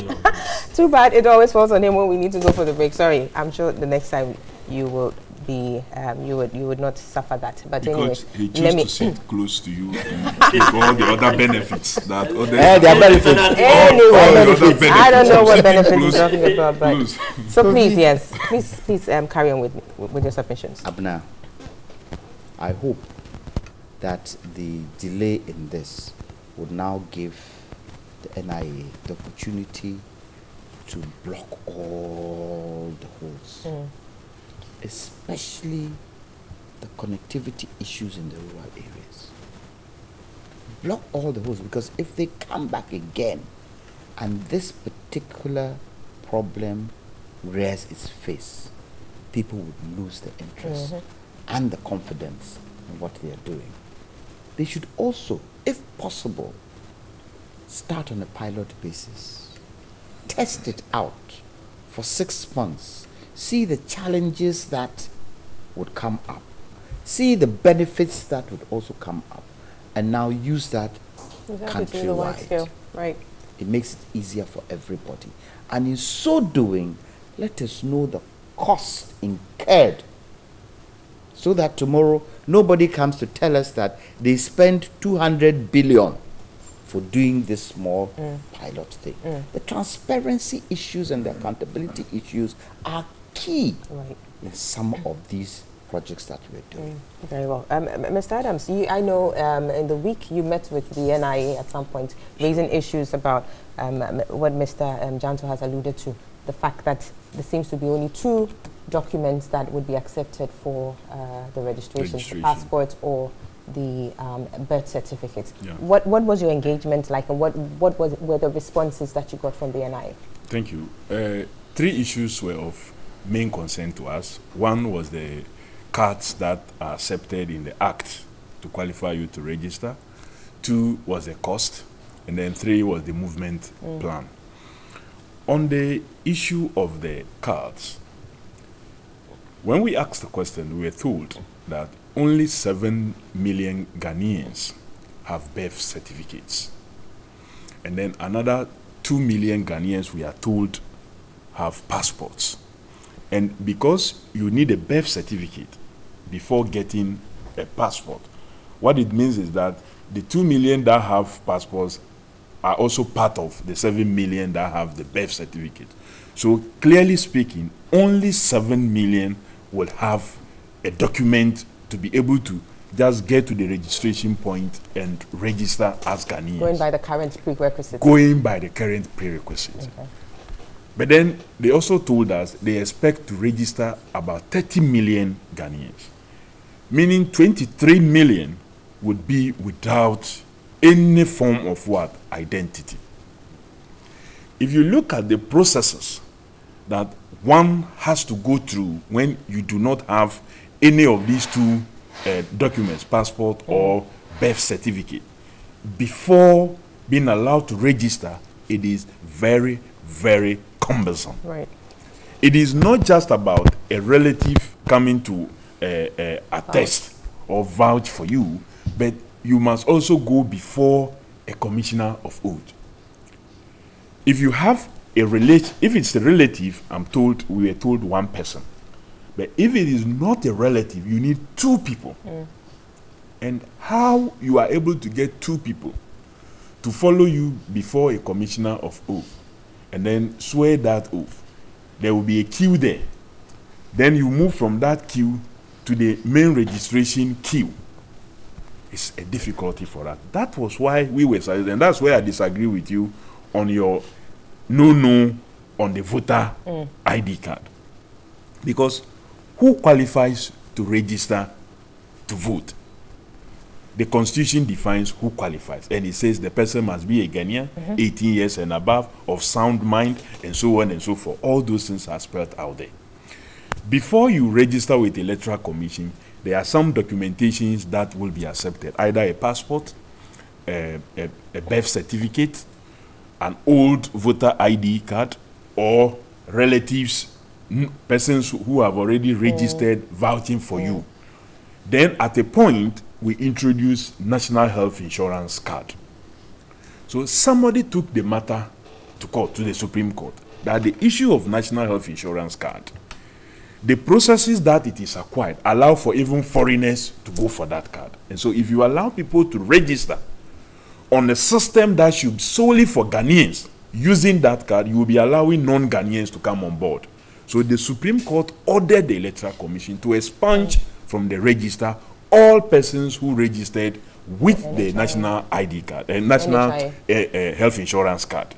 Meaning, as we speak now, all the rest of the persons on the EC data are people who use other legitimate cards to register.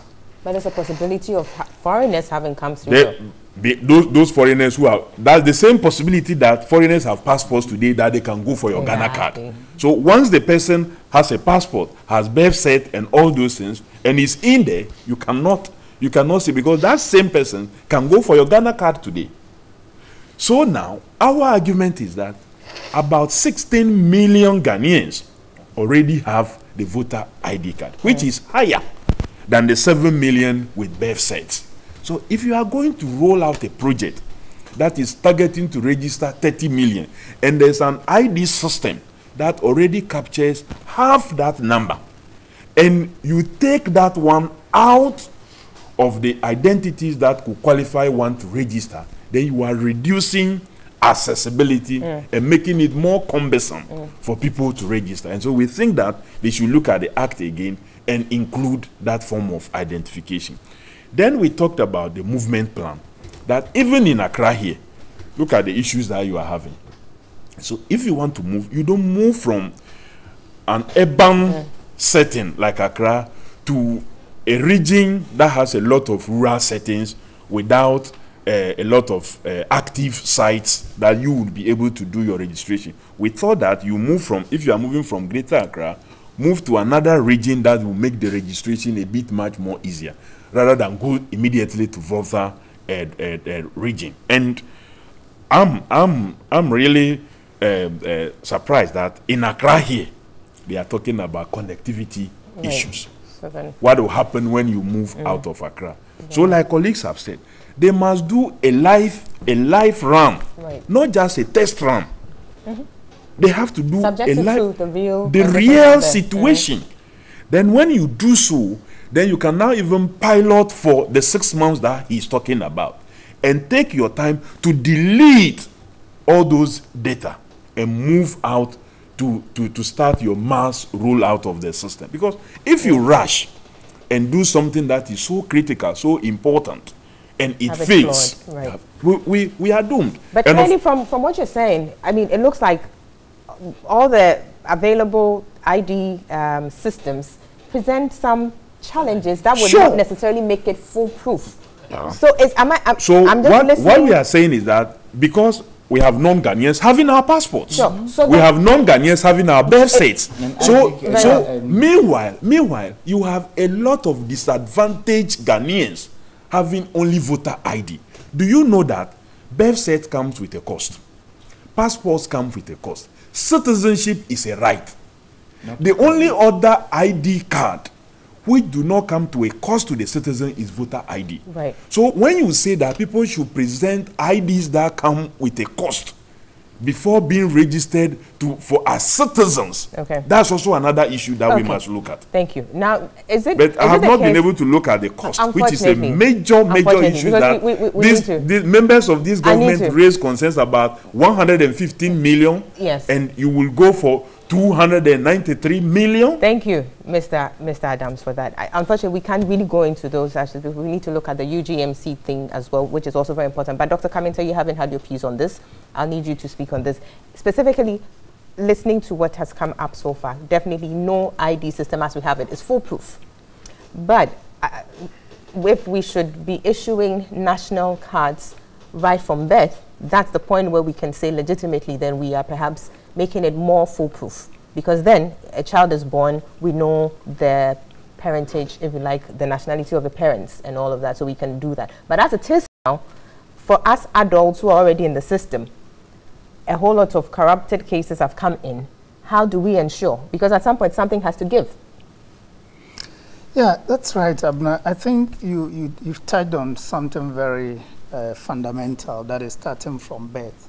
Even then, there are still children born today without birth certs.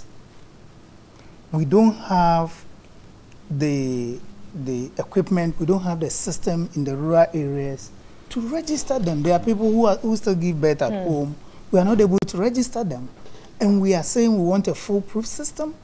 We cannot have a foolproof system. So in my view, we should take the next best option, which is what Kofi Adams was saying. Let's rely on the voter's ID card, which poses no cost to anybody, which ensures that we start at a higher basis, because it's not... But if the higher basis is fraught with people who don't have to be there.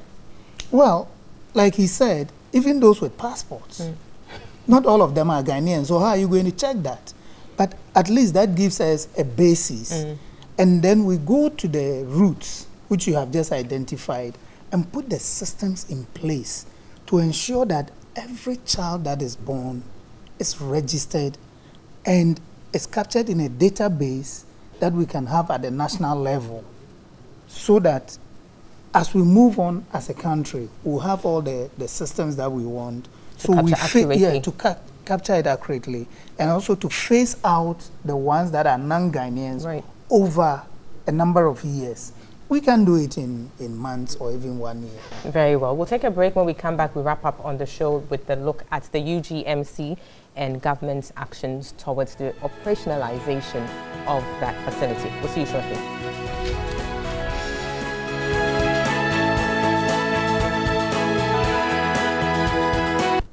Welcome back. This is Newday Saturday edition. We're just about wrapping up on the conversations here with a look at the University of Ghana Medical Center and what happened this week, which perhaps led to government's commitment or indication of a commitment to ensure that the facility is operationalized within the shortest possible time. And we are asking questions here that why did it have to take this long? Why did we have to wait all this while to get such a fine facility up and running? A facility that has cost us quite a huge sum of money, and it's well equipped to, you know, be of benefit to Ghanaians in there. I mean, when it comes to health delivery, health administration and all of that. So why did it have to take so long? Dr. Kaminta. It's a very unfortunate situation. $217 million went into that project. If my memory serves me right, this was something that was conceived by the Professor Mills government, executed under John Mahama. And I was at a loss when the decision was, should it be under Legon or should it be government? And I'm thinking, we need the facility to serve the people. We need resources. Right now, we talk about nurses who are not posted, they are not getting jobs, and a facility is there, we need to employ people, and it becomes a problem. And to make it worse, somebody had to go on a demonstration, one-man demonstration, a medical student, pharmacy student, to trigger it. And so, for me, it is not just a University of Ghana Medical School issue. There are several such hospitals across the country that are not also staffed. They've been built, the facilities are there, but we don't have the people who are going to man them. Not that we don't have enough doctors, not that we don't have enough nurses, but it's just an administrative inertia. Is it just an administrative inertia or the lack of funds? Because you need to pay these people when you put them in there to work. We're going to talk about cost of some of these things that we're procuring earlier on, and you said we shouldn't go there. If we can allocate huge amounts of money to NCA to do things that NCA staff can do, and then we turn around and say we don't have money to take care of our health, I don't know what to say. You're speechless. Speechless, yes. Mr. Richard Nyama, bail him out. He's speechless. What do you have to say? I mean, the initial stalling of this whole process, or this whole, facilities commencement, had to do with the tussle of ownership, or management, whether it was to be done by the Ministry of Health or the University of Ghana. But I mean, I've listened to Professor Aite in an interview where he indicated that right from the get-go, the steering committee that was set up to, if you like, superintend over the conceptualization and implementation of this whole project had actually agreed. And this was something that was brought to them by the governance committee that was set up also. It was brought to the steering committee level, and a proposal that let's have a special purpose vehicle set up, independent of both the MOH, Ministry of Health, and UG, to manage this, just to, take this whole facility out of the bureaucracies and everything else that comes with public service. So that was agreed from the get-go. So the question then is, why do we come into 2018, 2017, and then have this issue about ownership, which delayed the whole process? Let me first and foremost congratulate the gentleman. The gentleman, Reginald yes, Sechi Brown. Who did this. You see, it shows that everyone can make a difference, and at least he's brought attention to bear on the issue. It's come up. I'm aware multimedia followed up previously on this matter, and but this guy, another media houses, yes, and reignited the issue. And for me, that tells you that if we as citizens decide that we're going to get, we're going to be citizens and not spectators, we'll get results. But seriously, this is all needless. And this back and forth about it does not augur well for the image of the government, and then the ministry and the country as a whole, because it's a very good facility that can help ameliorate the health situation in this country. But fortunately, there is a system that has been put in place, headed by one Dr. Anefi, and they've been given a deadline of July to ensure that all these issues are ironed out. The systems and equipments and everything in the place are operationalized and actually functioning well for a smooth take-on. Better late than never, but I pray that this never happens again, because like you indicated, if there was a governing structure that was put in place, I think whether there was a change in government or not, the governing structure should have been working. So where is that governing structure? What happened to it? What have they been doing all this while? And why are they waiting? If that structure was actually put in place, why is it not functioning? And why are we where we are? Sometimes I think as a people we are so into the artificial bureaucratic systems that make us seem to be working. And yet when it comes to getting down to work properly, all we do is talk. We need to move from that and get things done, because lives are at risk. Well, I mean, I'm sure the process would have carried through without any event if government had not, gotten involved in this whole back and forth about ownership, how it's to be run and everything, and stuck to the original plan, really. Yes, but that's what I'm saying. At what point was that structure supposed to be in place? Was it before the government? It was set up. The entity to manage was set up already. So when you set up such a governance structure, empower it to start running. If a new government comes in place and then stops them from working, then you have an issue or some questions to answer. Very well. Quickly, Mr. Adams. You see what Richard said? Oh, sorry. I'll come to you. Mr. Adams, yes. It's really, really unfortunate that we have to leave such a facility to stay unused all this while. Richard, the processes were ongoing. Various recruitments have started.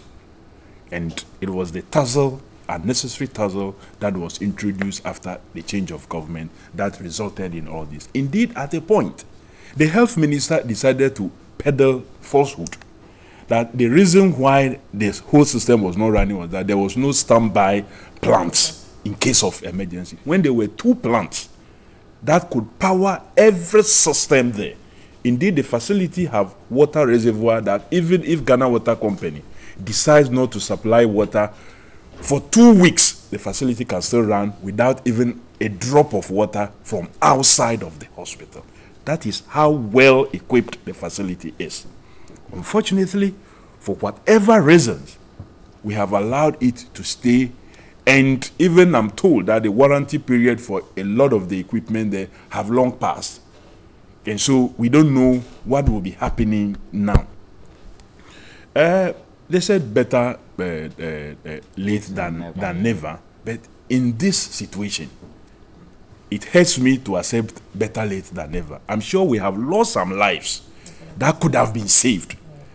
We have lost some lives that we cannot bring back. So we should never repeat such a situation. In talking about this, there are a lot more other health facilities scattered across the country, started by the previous administration, some of which has been abandoned. I want to use this medium to encourage the president and to ask that instead of cutting new swords, let's just put in money to complete what has started. Very well. I'm sorry to cut you, but we're running out of time. So let me have good old Mr. Jantua here wrap up for us. I was going by a point that Richard made. And when he's explaining, he uses the term we people.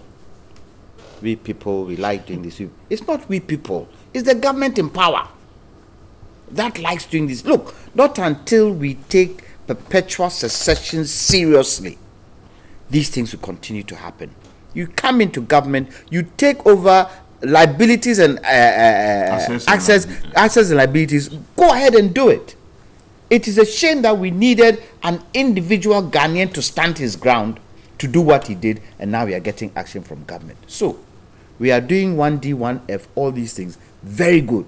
But let's drill down to those things that are already there. Please, what is the gentleman's name? Reginald Sechi Brown. Reginald Sechi Brown. Please, let's go to Commander, the sugarcane factory. Obviously, he has studies to do so. People in Commander can do that. Any other? Yes. That we have spent money.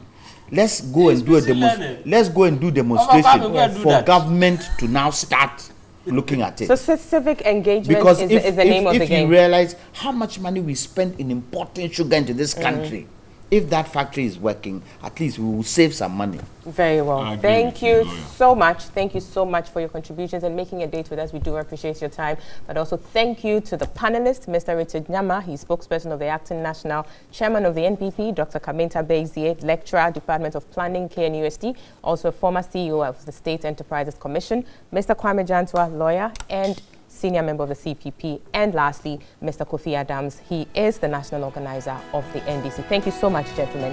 We'll see you same time next week. Have a good day. Bye-bye.